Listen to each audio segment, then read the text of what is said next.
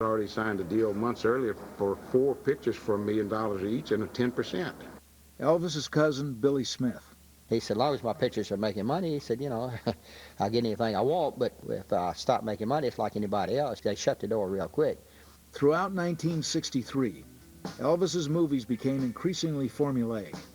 The MGM production Kissin' Cousins was shot in a mere 16 days. And Fun in Acapulco with Ursula Andress is yet another predictable romp. Elvis, wanted by the shapeliest playmates in Mexico.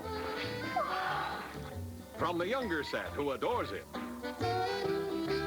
to a lady bullfighter who learned her talented passes in the corrida, and a beautiful gal in a bikini who's the shape of things to come. Oh, it must be a very important mission that sends you off in such a hurry. If you must know, I'm on my way to La Perla to see your girl. Oh, the chica wants to get the other side of the road. You better move. Why don't you move me? Close friend, Joe Esposito. They were travelogues, is what they were in different situations. And that was starting to bother him, and it was catching up to him. He felt a lot of them were stupid. Top of the famous La Perla cliffs, and the attempt to dive into the treacherous waters below. Memphis Mafia member Lamar Fike. Oh my God, I mean, how many times are you going to sing to a dog or a kid or, I mean, you're driving a Maserati down the highway singing. Come on, give me a break. One motion picture filmed in 1963 did temporarily revive Elvis, both professionally and personally. The movie was Viva Las Vegas. The film co-starred the up-and-coming Anne Margaret, Memphis disc jockey George Klein. And I was there when they first met on the movie set, and you could just see the sparks flying. They liked each other from the moment they met. Friend Patty Perry. Anne Margaret was the love of his life. Anne Margaret he had the most fun with. They were like two little kids. They romped. They had a good time. But from the start, there was tension in the air. Elvis had met his match in Anne Margaret. A lot of the shots were favoring Anne more than Elvis, instead of even equally. I mean, there was a lot of shots. He would spend a lot more time on her shots than he would on Elvis's, which is very understandable. She's a beautiful lady and very sexy. And Elvis was a little bit worried that he was going to be eclipsed by his leading lady. In fact, there was kind of a competitive spirit to Elvis and Anne Margaret. Competitive or not, Elvis and Anne Margaret were electric. Suddenly, there was silence on the hotel grounds as these two performers went through this routine. And at the very end of the number, there was applause on the hotel grounds from everyone who'd witnessed it. Anne Margaret later said it was a little like Astaire and Rogers, the way they clicked together.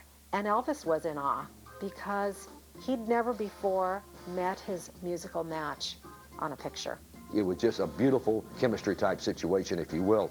And as days went on in the shooting, they became closer and closer. And they got kind of serious, they really did. And they started just dating each other and fooling around with each other. The relationship went far beyond dating.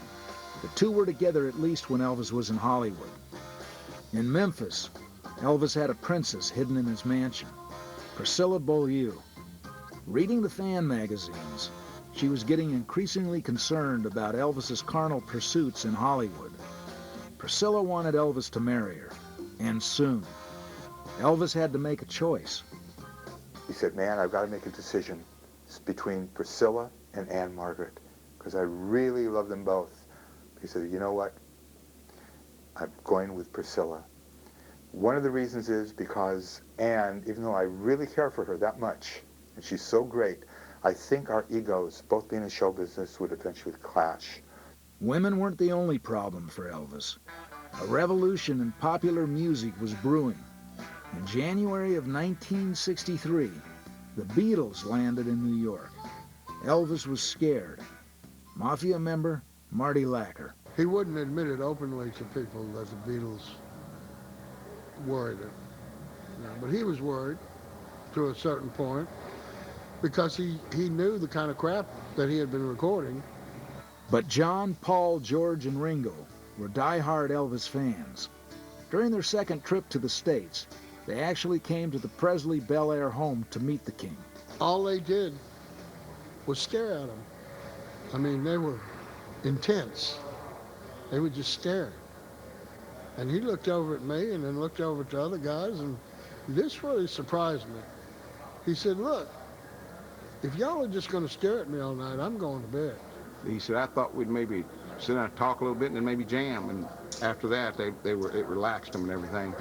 And Paul said, hey, Elvis, can I see one of your guitars? And Elvis said, sure, man, go on. So Paul picked up one of the guitars,